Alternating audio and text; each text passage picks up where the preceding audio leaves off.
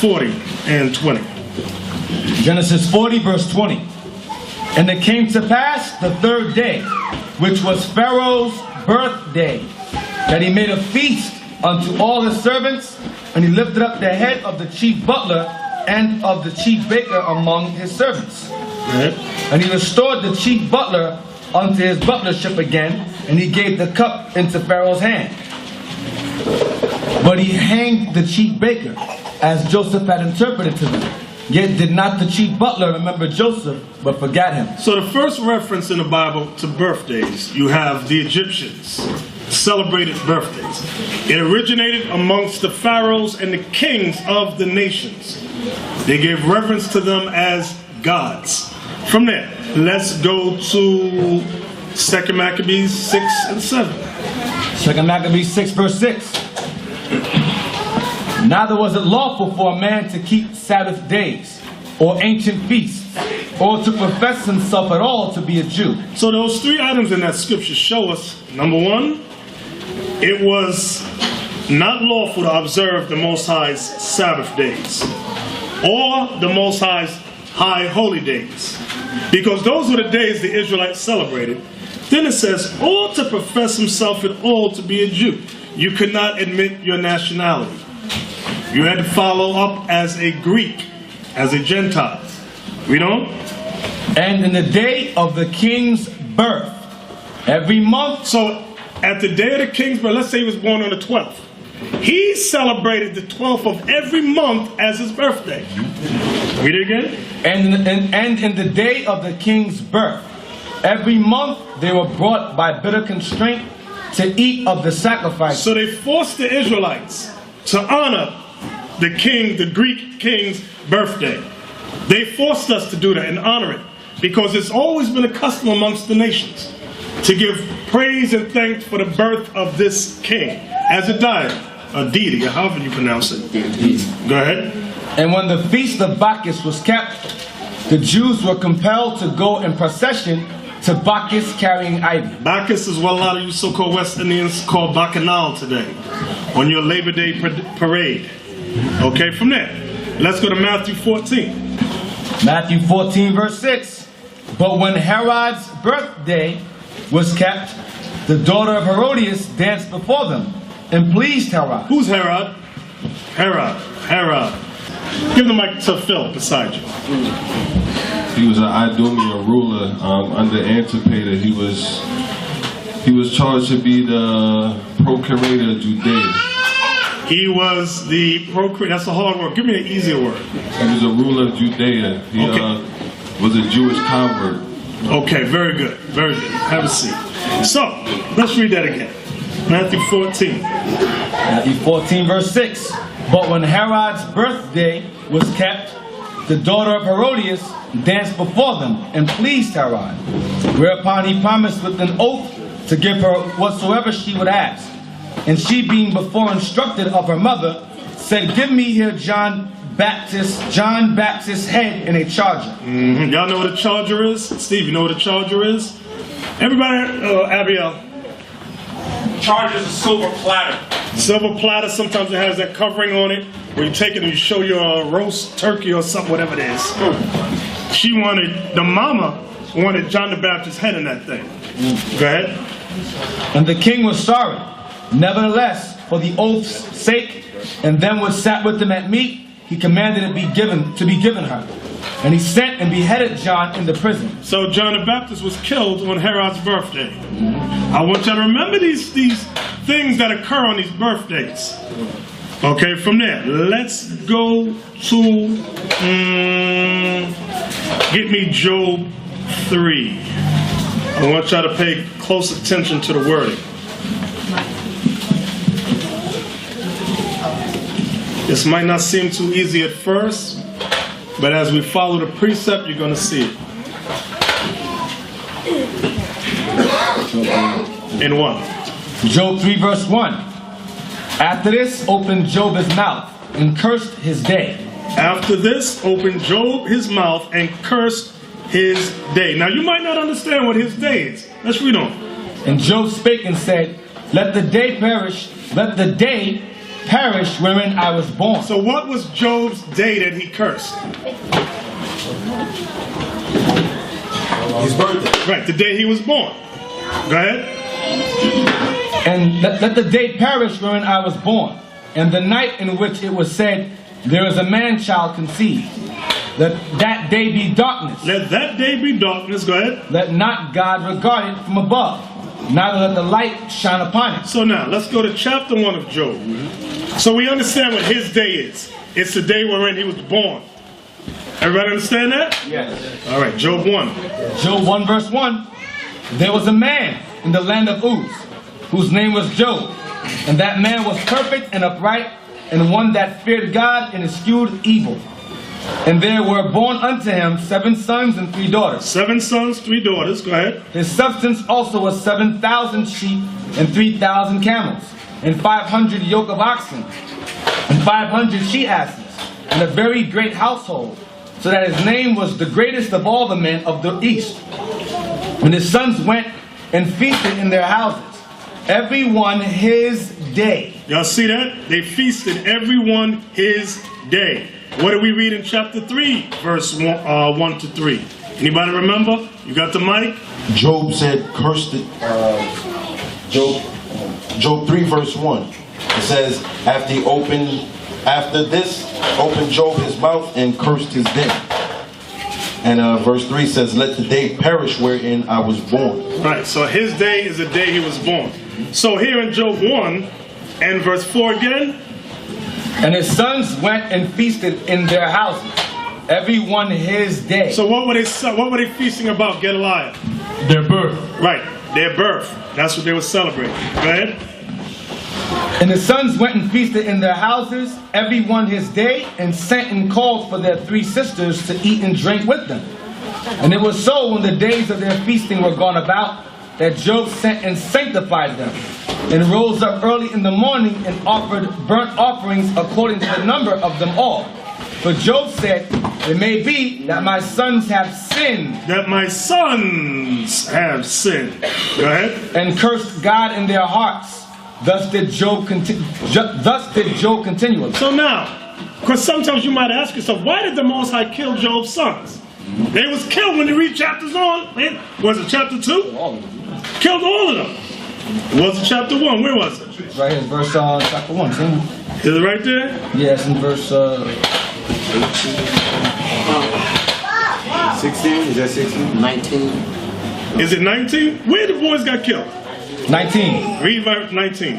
18 and 19. Yeah, read it. Verse 18. While he was yet speaking, there came also another, and said, thy sons and thy daughters were eating and drinking wine in their eldest brother's house. So why were they in their eldest brother's house? Joel.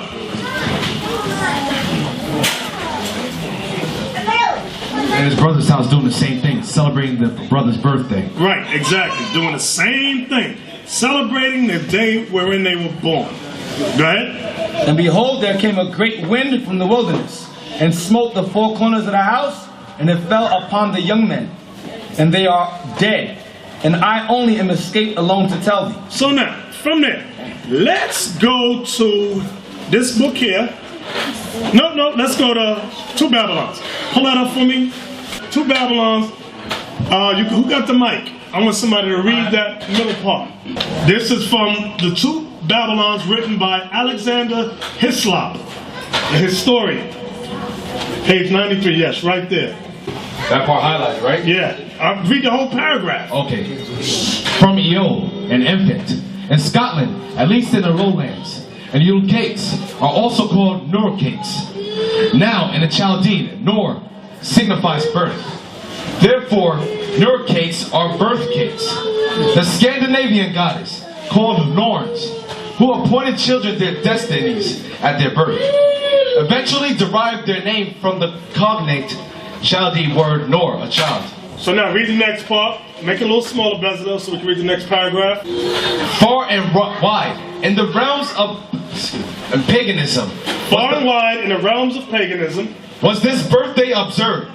This festival has been commonly believed to have had only an astronomical character, referring simply to the completion of the sun's yearly course. What I want y'all to see is that birthdays have an astronomical character. That's why in your birthday they give you what? A zodiac. Oh, what sign are you? I'm Sagittarius. I'm Capricorn. All that astronomical characters, all that goes back to paganism. Witchcraft. That's all I wanted. To show you that these nerd cakes, as they call them, were birth cakes. That's what they go, let's get a birthday cake. Okay, so now, let's go to this book here. We're going to go to Flavius Josephus. We're going to go to, this is the complete works of Josephus. Anybody know about Josephus? Who can tell me? Isaac. Not sure. Okay, Ramaya. Oh, sorry. He was a Jewish historian. He was a Jewish historian? Start again. Huh? He was an Israelite historian. Right, he was an Israelite historian that what? There's more to it. Jan. He was a slave. They took him after 70 AD. He was a slave. They took him after 70 AD. He was a slave to who? Titus and Vespasian. He was a slave to Titus and Vespasian. He lived during the fall of Jerusalem in 70 AD. In this book, The Complete Works of Josephus, in this book, they have it broken down into names of books. In the book of Josephus, it falls under War of the Jews, chapter 3, book 7. I know it's a lot. This is a huge book. War of the Jews, chapter 3 of book 7. I'm on page 590 in this version. Okay, you may have different, what's the word? We got different. Not versions. Volumes. Additions. Editions, that's the word, editions. Okay. So, War of the Jews, book 7, chapter 3. Paragraph 1 says, while Titus, which is Titus the Roman demon that helped sack Jerusalem, while Titus was at Caesarea, he solemnized the birthday of his brother Domitian after a splendid manner, and inflicted a great deal of the punishment intended for the Jews in honor of him meaning his brother. So they punished us on the birthday of Domitian. For the number of those that were now slain in fighting with the beasts. I'm going to read that part again. For the number of those that were now slain in fighting with the beasts, what happened? Who can tell me? Yeah.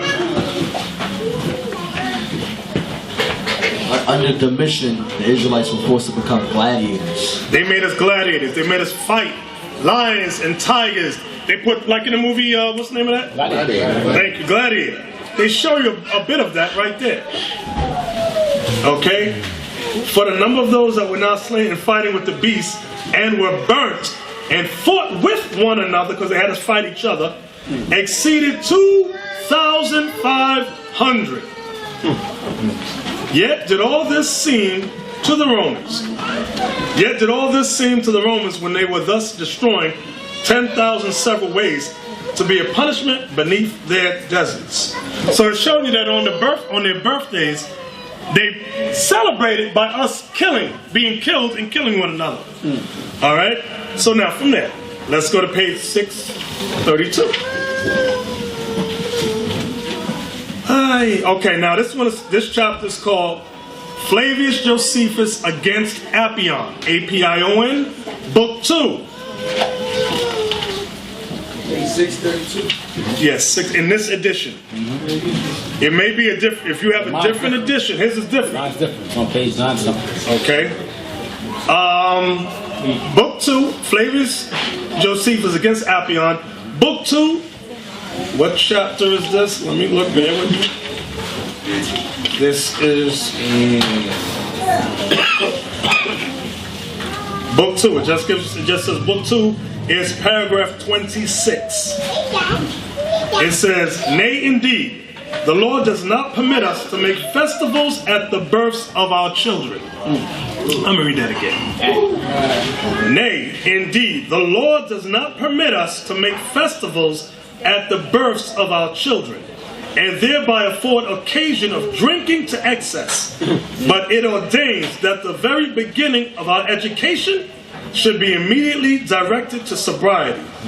It also commands us to bring those children up in learning and to exercise them in the laws and make them acquainted with the acts of their predecessors, meaning their forefathers, in order to their imitation of them. Let me read that part again.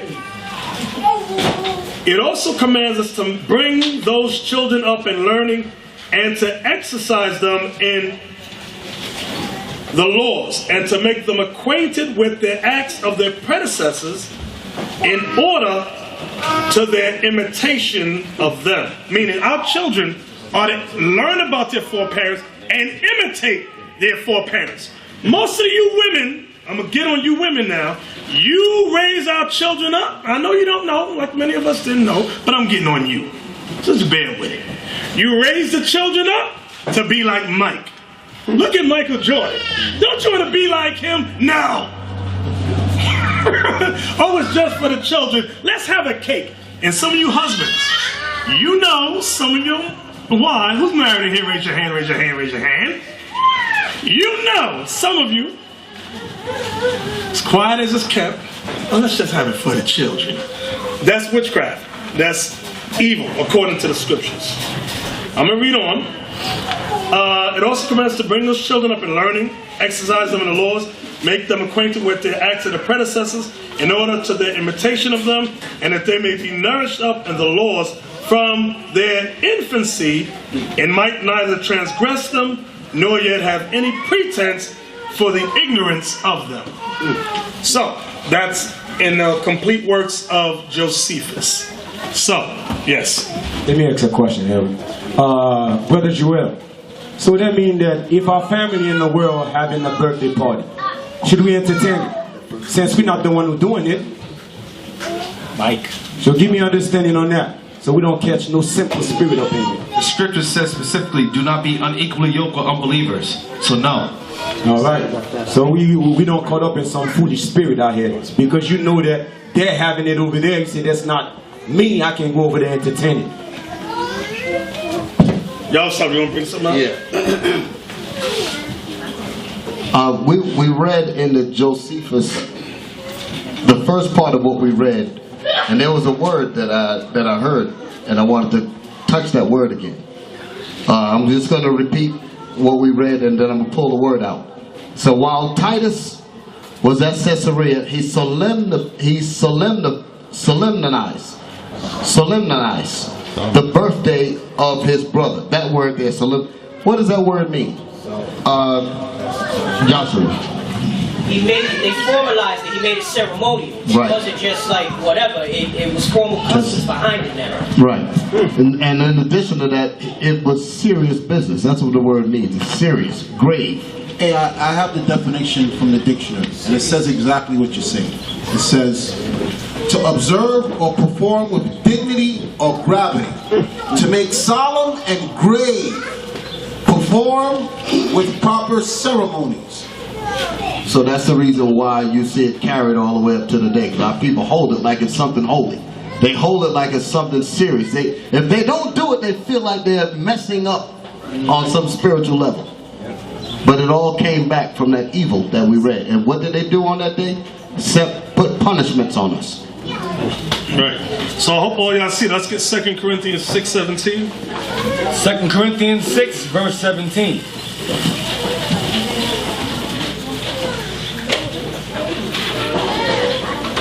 Wherefore, come out from among them, and be ye separate, said the Lord, and touch not the unclean thing, and I will receive you. So as a nation, we got to come out from the customs, the religions, the politics, the fashions of America on all levels. It's going to go more and more.